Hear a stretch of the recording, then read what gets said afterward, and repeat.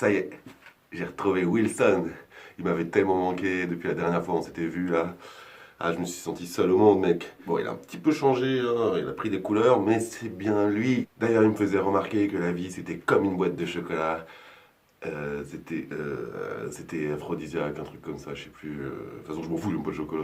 Là, t'es en train de lire le Da Vinci Code. Ouais, pas terrible, hein. Ouais, mais je trouve que tu te la pètes depuis que t'es revenu là, à lire des bouquins. D'ailleurs, vas-y, dégage. Voilà. Moi, je vais aller sauver le soldat Ryan.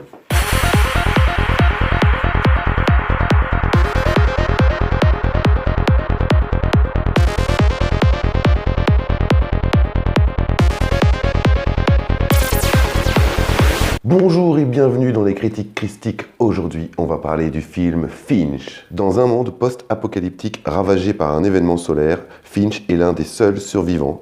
Souffrant de cette solitude, cet ancien inventeur et ingénieur en robotique décide de construire un androïde pour prendre soin de son chien.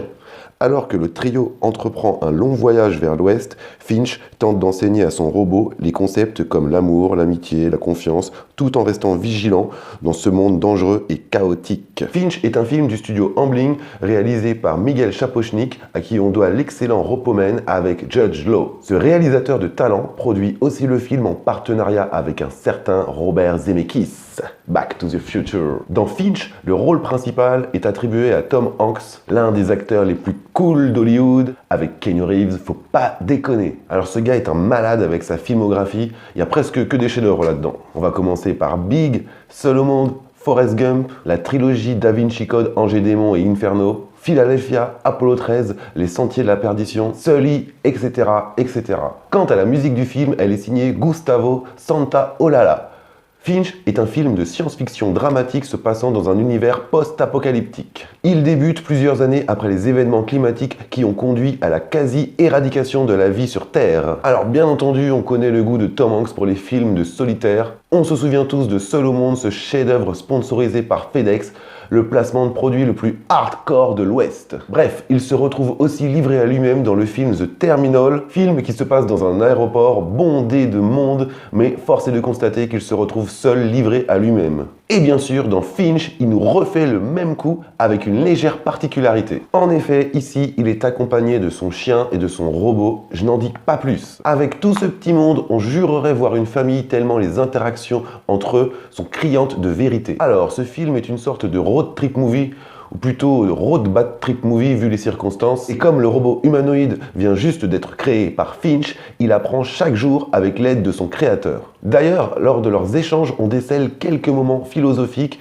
mais le robot reste une sorte d'enfant, dans un voyage initiatique qui aura pour but de réduire le fossé humain-intelligence artificielle. Et pour bien sûr générer... une mouche ? Et pour bien sûr générer une confiance entre nos deux entités. L'intérêt de ces deux personnages est que le robot est par définition binaire et pragmatique, et dans ce film, il tente de singer son humain, mais il se heurte à la complexité de la psyché humaine, mais aussi à ses contradictions. Ce film est une très belle leçon de vie dans laquelle il est primordial de se serrer les coudes quand il n'y a plus beaucoup d'espoir dans un monde devenu si inhospitalier pour la vie en général. Finch est un film de science-fiction sur le papier, mais en fait c'est un drame social dans un décorum post-apocalyptique.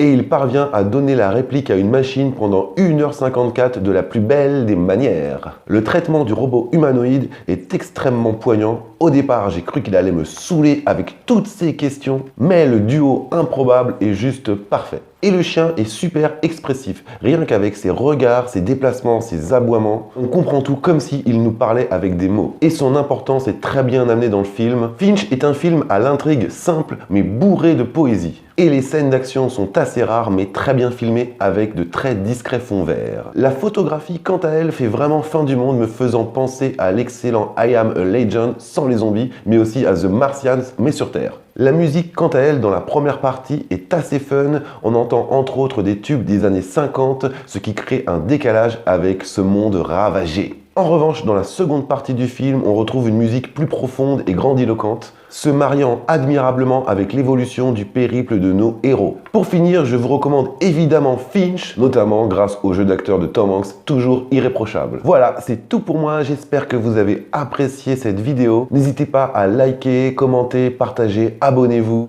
activez la cloche. Vous pouvez aussi me faire un don Tipeee à partir d'1 € via le lien sous la vidéo, ça fera beaucoup de bien à ma chaîne. Enfin, vous pouvez me suivre sur Twitter et Instagram pour plus de news, et moi je vous dis à très vite pour de prochaines critiques christiques.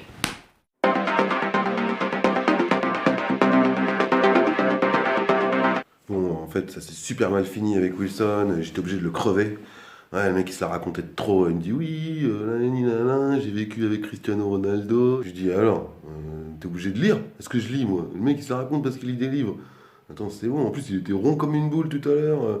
Il me dit ouais, mais toi tu regardes bien des films et toi c'est pareil. Oh là mon gars, jugulaire. De toute façon, moi les ballons, je peux plus. Hein. D'ailleurs, je lui ai dit, tu picoles trop, mec. Va falloir que tu ailles voir les BA, ballons anonymes ou je sais pas. Ah, mais depuis qu'il a tourné avec Tom Hanks, tout ça, là, il se la.